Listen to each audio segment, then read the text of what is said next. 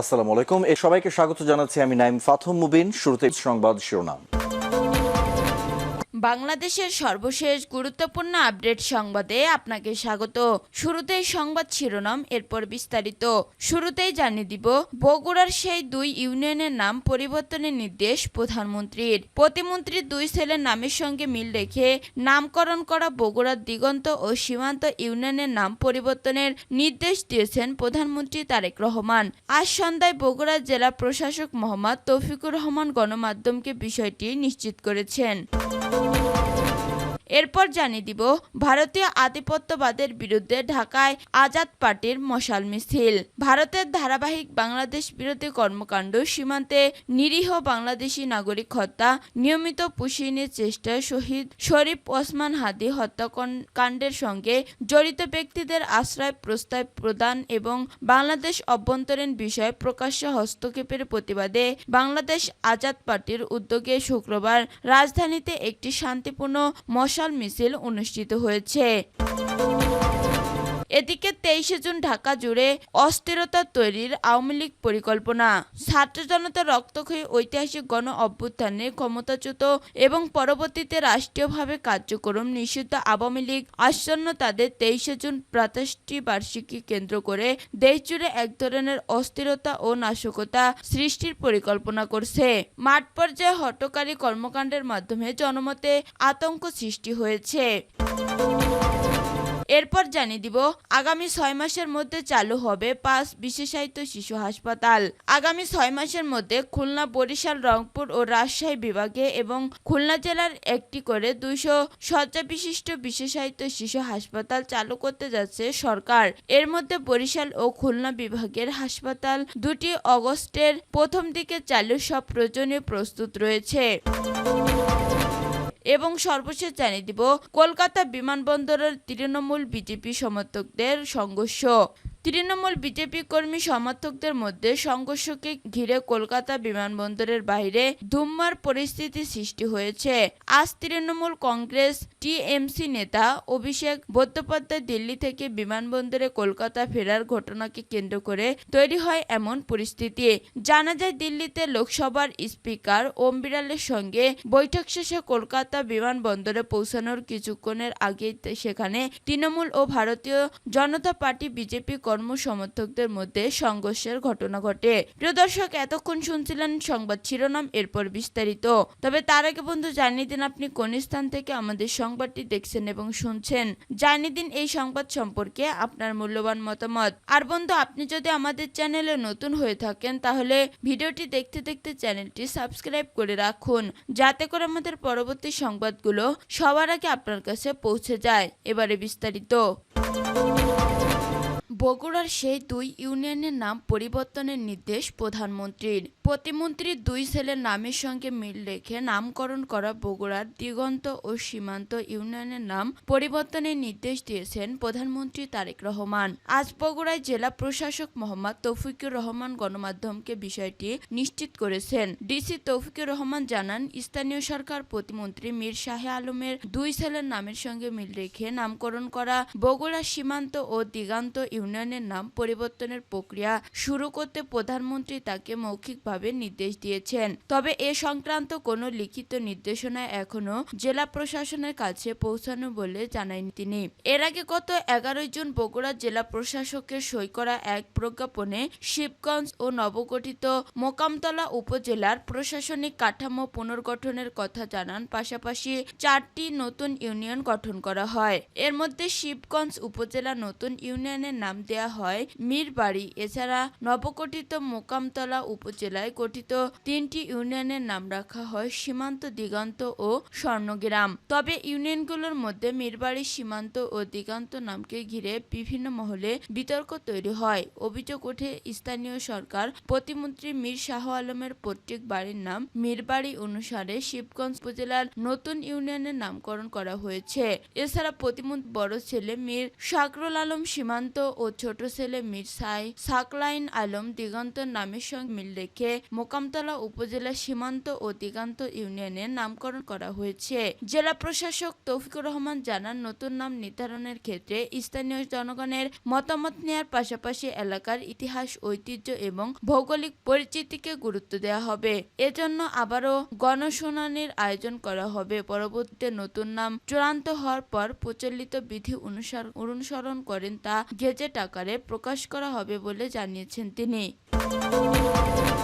ভারতীয় আধিপত্যবাদের বিরুদ্ধে ঢাকায় আজাদ পার্টির মশাল মিছিল। ভারতের ধারাবাহিক বাংলাদেশ বিরোধী কর্মকাণ্ড, সীমান্তে নিরীহ বাংলাদেশি নাগরিক হত্যা, নিয়মিত পুশিনের চেষ্টা, শহীদ শরীফ ওসমান হাদি হত্যাকাণ্ডের সঙ্গে জড়িত ব্যক্তিদের আশ্রয় প্রশ্রয় প্রদান এবং বাংলাদেশ অভ্যন্তরীণ বিষয়ে প্রকাশ্যে হস্তক্ষেপের প্রতিবাদে বাংলাদেশ আজাদ পার্টির উদ্যোগে শুক্রবার রাজধানীতে একটি শান্তিপূর্ণ মিছিল অনুষ্ঠিত হয়েছে।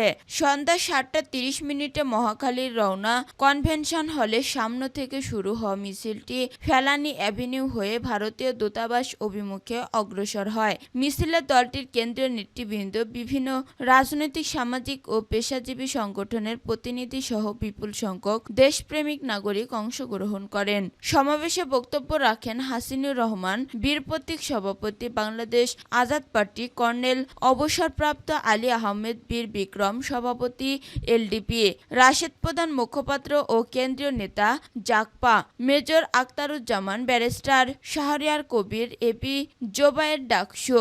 বক্তারা বলেন, বাংলাদেশ স্বাধীনতা, সার্বভৌমত্ব ও জাতীয় মর্যাদার প্রশ্নে কোনো ধরনের বিদেশি আধিপত্য বা হস্তক্ষেপ দেশের জনগণ মেনে নেবে না। তারা দেশের জনগণকে জাতীয় স্বার্থ রক্ষায় ঐক্যবদ্ধ হওয়ার আহ্বান জানান এবং শান্তিপূর্ণ গণতান্ত্রিক কর্মসূচির মাধ্যমে দেশের অধিকার প্রতিষ্ঠায় প্রত্যয় ব্যক্ত করেন।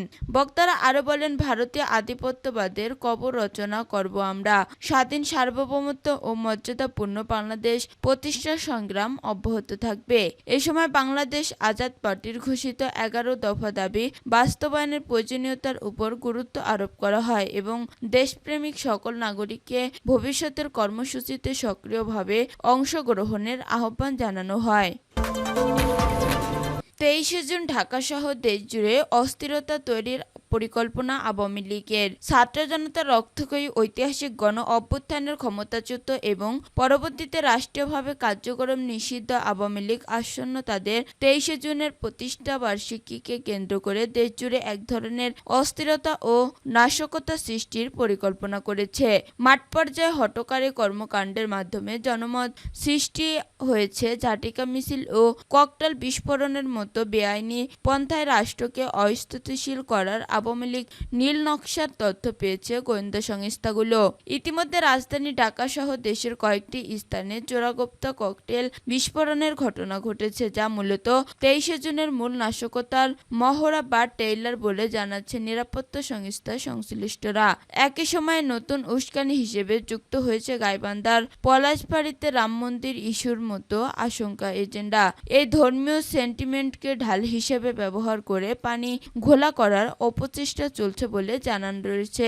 গোয়েন্দা সূত্র বলছে, একদিকে নিষিদ্ধ সংগঠিত নেতাকর্মীদের চোরাগোপ্তা হামলা ও নৈরাজ্যের সৃষ্টি পায়তারা, অন্যদিকে অপ্রাসঙ্গিক একটি ধর্মীয় ইস্যুকে সামনে এনে মাঠ গরম করার চেষ্টা। সব মিলিয়ে আগামী 23 জুনকে কেন্দ্র করে এক কৃত্রিম সংকট তৈরির অপকৌশল নেওয়া হয়েছে।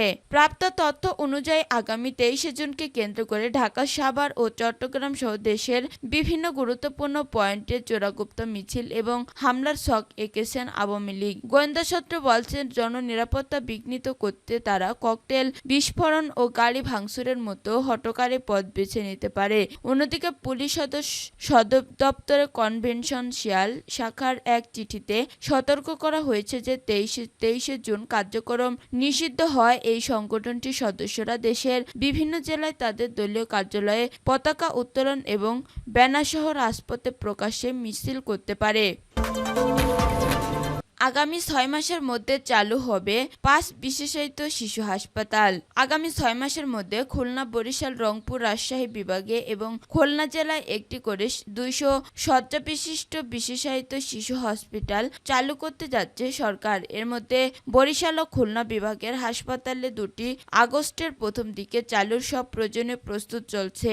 খবর বাসের সংশ্লিষ্ট সূত্র জানিয়েছে, প্রতিটি হাসপাতালে ইন্টেনসিভ কেয়ার ইউনিট, আইসিইউ সুবিধা, কেন্দ্রীয় শীতাতাপ নিয়ন্ত্রণ ব্যবস্থা এবং ভবিষ্যতে সম্প্রসারণের সুযোগ রাখা হবে। পাশাপাশি বড় পরিসরে আইসিইউ ইউনিটও থাকবে হাসপাতালগুলোতে। এসব হাসপাতালের আসবাবপত্র ও চিকিৎসা সরঞ্জাম ক্রয়ের দরপত্র প্রক্রিয়া ইতিমধ্যে সম্পূর্ণ হয়েছে। আগামী 6 মাসের মধ্যে হাসপাতালগুলোর কার্যক্রম উদ্বোধন করা হবে। পুরোদমে কার্যক্রম চালুর জন্য প্রতিটি হাসপাতালে 1475 জন জনবলের প্রয়োজন হবে। প্রয়োজনীয় জনবল নিয়োগ নিশ্চিতে প্রধানমন্ত্রী তারেক রহমান ইতিমধ্যে জনপ্রশাসন কার্যালয়কে নির্দেশ দিয়েছেন। স্বাস্থ্য ও পরিবার কল্যাণ মন্ত্রী সরদার মোহাম্মদ সাখাওয়াত হোসেন ইতিমধ্যে খুলনা, বরিশাল ও কুমিল্লা গিয়ে হাসপাতাল ভবনগুলো পরিদর্শন করেছেন। বরিশাল শিশু হাসপাতাল পরিদর্শনকালে তিনি আগামী আগস্টের শুরুতে হাসপাতাল চালুর ঘোষণা দেন।